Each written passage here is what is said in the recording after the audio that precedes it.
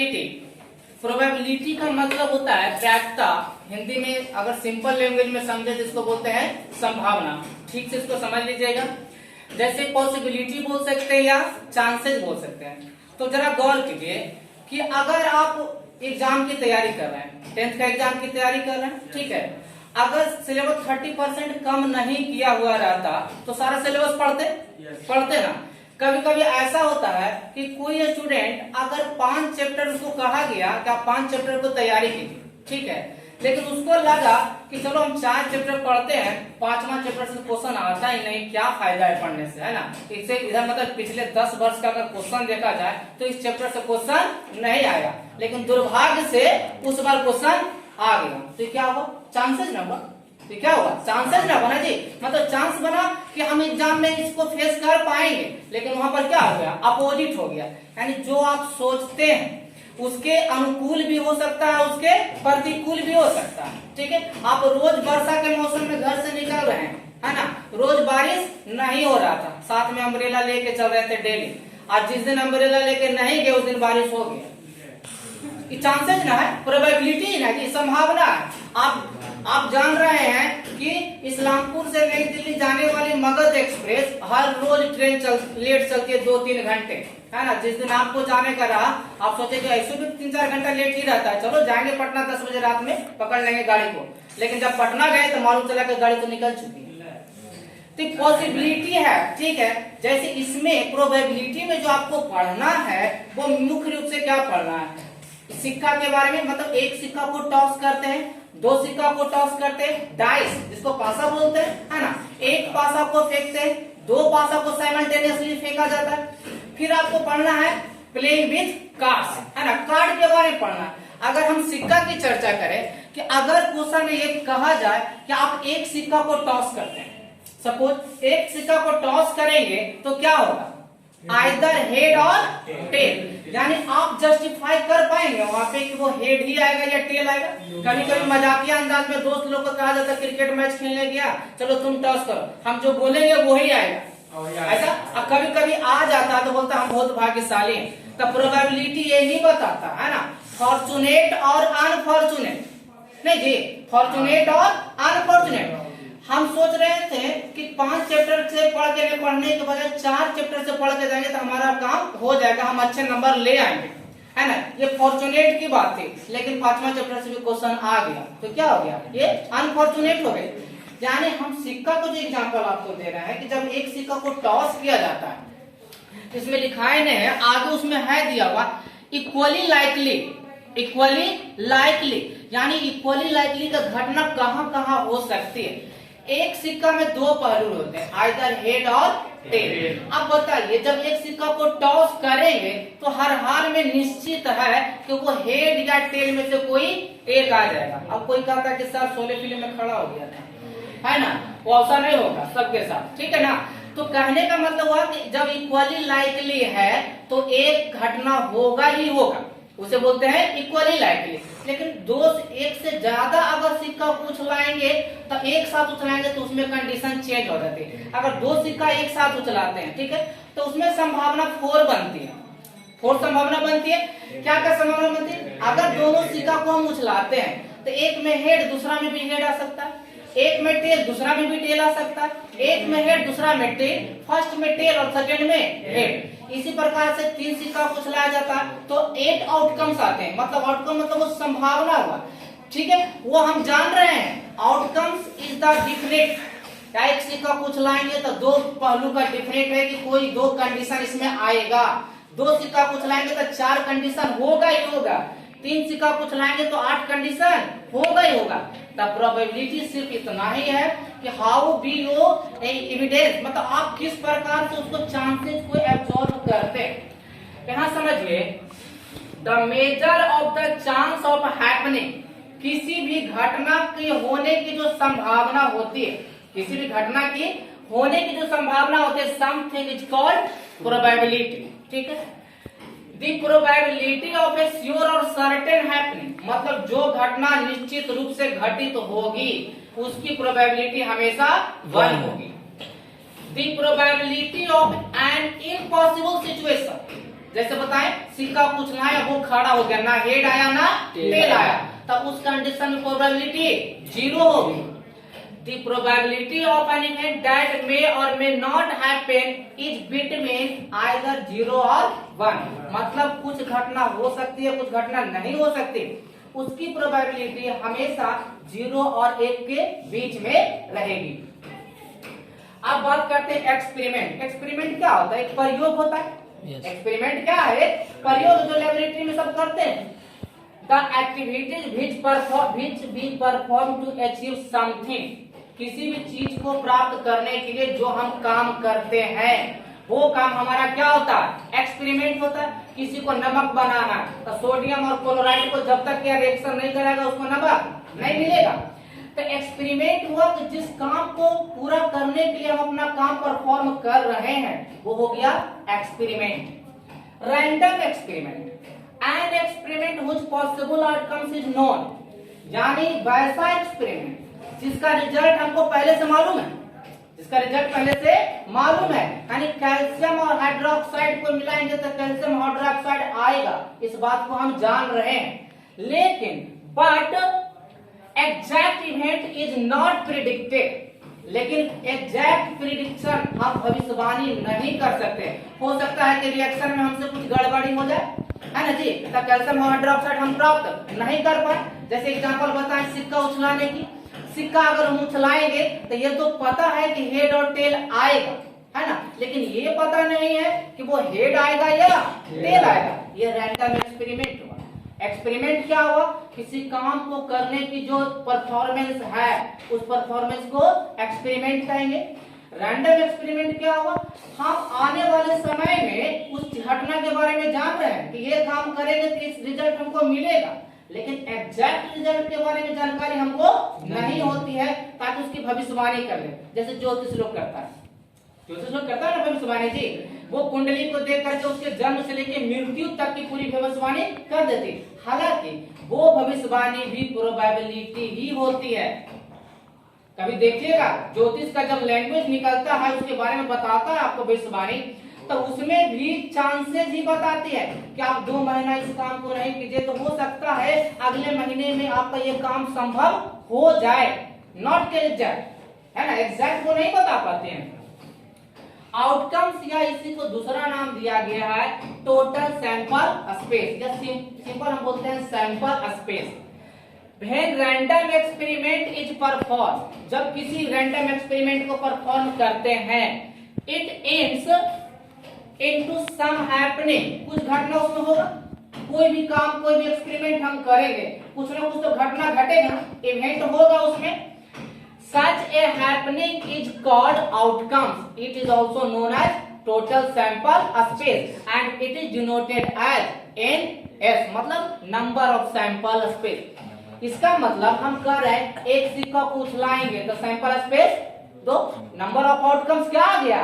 2 आ गया, यानी number of outcomes is sample space. अलग अलग बुक में अलग अलग लैंग्वेज को यूज करते हैं। वहां पे इवेंट जो घटना घटित होता है, यानी सैंपल स्पेस क्या बताया कि जो हम करेंगे आउटकम्स हमको आएगा, उस आउटकम में घटना क्या घटित होगा वो इवेंट हुआ। सिक्का उछलाए हमने, वो सैंपल स्पेस हमको मालूम हो गया कि हेड और टेल सैंपल स्पेस होगा, लेकिन हेड आया तो head is the event of the given to sample space. Head क्या आया? वो घटना को दर्शा रहा है ना। Each outcomes of an experiment or collection of outcomes make an event. It is denoted as NE। अब समझिए NE और NS को मिलाकर बनता है PE, मतलब probability of event. Probability of event is equal to number of event बटा number of total outcome या number of sample space। The value of probability is lies between 0 less than equal to PE and less than equal to 1। यानी probability का value 0 से बड़ा या बराबर, 1 से छोटा या बराबर होता है। इसके साथ ही एक और इसमें फॉर्मूला निकलता है कि हम हेड और टेल का जनरली बात कर रहे हैं। अगर हमने हेड का प्रोबेबिलिटी निकाल लिया, मान लो कि इवेंट घटना हुआ हेड का, इवेंट आया हेड का, तो हे प्रोबेबिलिटी ऑफ हेड क्या आएगा 1/2। अब इसी में क्वेश्चन पूछ देगा what is the probability of tail. Tail का घटना तो हम नहीं किए, टेल के लिए हम दोबारा इसको क्या टॉस नहीं लेते हैं, लेकिन इस टेल की प्रोबेबिलिटी निकालने के लिए हमने जो हेड का प्रोबेबिलिटी निकाला है उसको क्या करेंगे, टोटल से माइनस करेंगे। क्यों, जब एग्जैक्ट और सर्टेन घटना होता है तो प्रोबेबिलिटी कितनी होती है, 1 होती है। यानी इसको बोलते हैं पीई डैश बराबर 1 माइनस पीई, पी डैश बराबर 1 माइनस पी। अगर हम चाहेंगे प्रोबेबिलिटी ऑफ टेल निकालना तो कैसे निकालेंगे जी, 1 माइनस 1/2 दैट इज 1/2। यानी दोनों का प्रोबेबिलिटी हमने निकाल लिया ना, प्रोबेबिलिटी ऑफ हेड और प्रोबेबिलिटी ऑफ टेल। यानी एक की प्रोबेबिलिटी निकालने के बाद अगर वो घटना सर्टेन है तो 1 से माइनस करके और दूसरा जो बाकी प्रोबेबिलिटी है उसको हम निकाल सकते हैं। यहाँ तक कोई किसी को दिक्कत है? ठीक है, चलिए अब हम बताएंगे कि एक सिक्का पूछ लाएंगे तो कितने आउटकम्स आएंगे, 2 सिक्का पूछ लाएंगे तो कितने आउटकम्स आएंगे, 3 सिक्का को, फिर 1 डाइस को, 2 डाइस को और फिर एक कार्ड के बारे में। तो लिखिए when 1 coin is tossed, तो पढ़ना है जैसे कि जब हम एक सिक्का पूछ लाएंगे तो कितने आउटकम्स हो सकते हैं, उस आउटकम में कितने इवेंट होने की संभावना होगी। ठीक है, जैसे when 1 coin is tossed, जब एक कॉइन को उछलाएंगे तो आउटकम्स क्या होगा, हेड और टेल, यानी 2 आउटकम्स होगा। अब ये 2 आउटकम में से घटना कोई एक घटेगी। जब ये घटना कोई एक घटेगी तब प्रोबेबिलिटी ऑफ हेड बराबर क्या होगा, 1/2। क्यों, नंबर ऑफ इवेंट बटा नंबर ऑफ आउटकम, यानी NE बटा NS होगा। उसी प्रकार से प्रोबेबिलिटी ऑफ टेल बराबर क्या होगा, 1/2। इसको हम दूसरे ढंग से भी निकालने के लिए भी सीखे कि अगर प्रोबेबिलिटी ऑफ टेल निकालना है तो 1 माइनस 1/2 दैट इज 1/2। अब यहाँ पर ये समझिए, जब एक सिक्का को उछला रहे थे तो आउटकम्स 2 आ रहे थे, तो इसको लिख सकते हैं 2 पे पावर 1 बराबर 2, 2 पे पावर 1 बराबर 2। अब भेज 2 coins is tossed simultaneously, simultaneously मतलब एक साथ, ऐसा नहीं क्या अलग अलग, एक साथ दोनों सिक्का को उछलाया जाता है तो क्या संभावना हो सकती है। मान लो दोनों सिक्कों में हेड आ सकती है, फर्स्ट में हेड सेकेंड में टेल, फर्स्ट और सेकेंड दोनों में टेल, और फर्स्ट में टेल सेकेंड में हेड, यानी कितने आउटकम बन गए, 4। अब इसमें क्वेश्चन क्या आपका राइज होगा, find the probability of become head. देखिए find the probability become head, head आने की प्रोबेबिलिटी। अब सोचिए हेड यहाँ कितना बार आया है, 1 2 3 जगह आया ना, तब प्रोबेबिलिटी क्या बनेगी, 3/4 बनेगी। अब इसी में कहा जाए what is the probability of become tail, तो टेल आने की प्रोबेबिलिटी क्या होगी, 1 2 3, ये भी क्या होगा 3/4। अगला क्वेश्चन हो सकता है what is the probability becoming double head, double head आने की प्रोबेबिलिटी, तो कितना बार डबल हेड आया है, मात्र एक बार, तो 1/4। What is the probability of becoming double tail, तो कितना प्रोबेबिलिटी होगा, 1, यानी 1/4 होगा। समझ गए। यहाँ पर हमने देखा एक सिक्का पूछ रहा था 2 पे पावर 1 बराबर 2, यानी आउटकम्स 2। यहाँ 2 सिक्का पूछ ला रहे तो लिख सकते हैं 4 को हम 2 पे पावर 2, यानी इससे पता चल रहा है कि एक सिक्का को जब उछलाएंगे तो उसमें आउटकम 2 पे पावर 1, 2 सिक्का को उछलाएंगे तो उसमें आउटकम 2 पे पावर 2, 3 सिक्का को उछलाएंगे 8 आया है मतलब 2 पे पावर 3, 4 सिक्का को उछलाएंगे तो 2 पे पावर 4, यानी जितना सिक्का को उछलाएंगे बेस में 2 रेज टू द पावर वो बढ़ता चल जाएगा।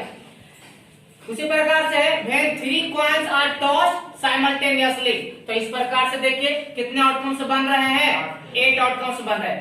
इसी 8 आउटकम्स में से कोई एक घटना घटित होगा, उसी घटना का क्या करना है, इवेंट का प्रोबेबिलिटी निकालना। समझ रहे हैं बात को। अब आते हैं, बात करते हैं डाइस की, लूडो की बात कर रहे हैं, ठीक है। जब एक लूडो को हम थ्रो करते हैं, है ना, एक डाइस में नंबर कितने होते हैं, 1 से लेकर 6 तक। अब एक बार उसको थ्रो करेंगे तो 1 से लेकर 6 तक जो काउंटिंग नंबर है वही नंबर ना उसमें आएगा, यानी वो नंबर कौन आ सकती है, 1 2 3 4 5 6, लेकिन आएगा ये 6 में से कोई एक आएगा, 6 में से कोई एक। अब इस 6 में से कोई एक आएगा, टोटल आउटकम 6 होंगे, घटना कोई एक घटेगा। इसमें सवाल जो आते हैं वो कौन कौन सवाल आते हैं। पहला सवाल, find the probability of getting an even number. Even number की प्रोबेबिलिटी, इवन नंबर कितना है जी, 2 4 6, तो इवन नंबर की प्रोबेबिलिटी कितना होगा, 3/6 यानी 1/2। एक चीज और ध्यान रखिएगा, प्रोबेबिलिटी को जितना लोएस्ट से लोएस्ट फॉर्म में किया जाए वो स्टैंडर्ड माना जाता है। जैसे रेशियो में, किसी भी रेशियो को लोएस्ट फॉर्म में लिखना क्या माना जाता है, स्टैंडर्ड फॉर्म माना जाता है। यानी इवन नंबर आने की प्रोबेबिलिटी 3/6, ऑड नंबर आने की प्रोबेबिलिटी क्या होगी, वो भी 3/6 होगी। टोटल नंबर 6 है तो 3 इवन और 3 ऑड, तो 3/6 वो भी होगा। और इसमें क्वेश्चन आता है, what is the probability of getting prime number, what is the probability of getting prime number. आप बताइए इसमें प्राइम नंबर कौन कौन है, हाँ बोलिए, 2 3 5, 2 3 5, 1 प्राइम नंबर नहीं है और ना ही कंपोजिट नंबर है वो, यानी 2 3 5, तो इसमें क्या होगा, 3/6, ठीक है, यानी 1/2।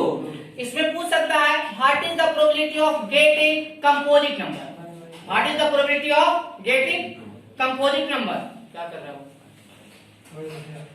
What is the probability of getting composite number. अब बताइए कंपोजिट नंबर कौन होता है, जिसका फैक्टर 2 या 2 से ज्यादा होता है, ठीक है। तो देखिए इसमें क्या हो रहा है, 4 और 6, यानी 2/6 तो 1/3, समझ गए। ये सिंगल डाइस का था, उसी प्रकार से आपका आएगा डबल डाइस का। अब देखिए आउटकम के बारे में समझिए, एक डाइस को हम फेंकते हैं तो नंबर ऑफ आउटकम 6 आता है, तो लिख सकते हैं 6 to the power 1। जब 2 डाइस को फेंकते हैं तो नंबर ऑफ आउटकम 36 आता है, तो इसको लिख सकते हैं 6 to the power 3। 2 जब हम 3 डाइस को फेंकेंगे तो नंबर ऑफ आउटकम्स कितने होंगे, 6 पे पावर 216, 6 पे पावर 3 दैट इज 216 होगा। लेकिन 3 डाइस का क्वेश्चन अभी तक पूछता ही नहीं, क्योंकि उतना इसमें जब 2 डाइस का इतना लेंथी प्रोसेस आ रहा है तो 3 डाइस का तो और ज्यादा होगा। सोचो इसमें से कितना क्वेश्चन अराइज हो सकता है। इसमें क्वेश्चन जैसे अगर सिंपल क्वेश्चन बात करें तो इसमें पूछ सकता है, what is the probability of getting whose sum is 11, whose sum is 12, whose sum is 13, ठीक है ना। या फिर पूछेगा, what is the probability where the first dice got even number, second dice got odd number। यानी इसमें तो 36 जो आउटकम्स है तो 36 सवाल से ज्यादा आ सकता है, ठीक है। यहाँ तक समझ में आ गया सबको। चलिए इसके बाद प्लेइंग कार्ड्स।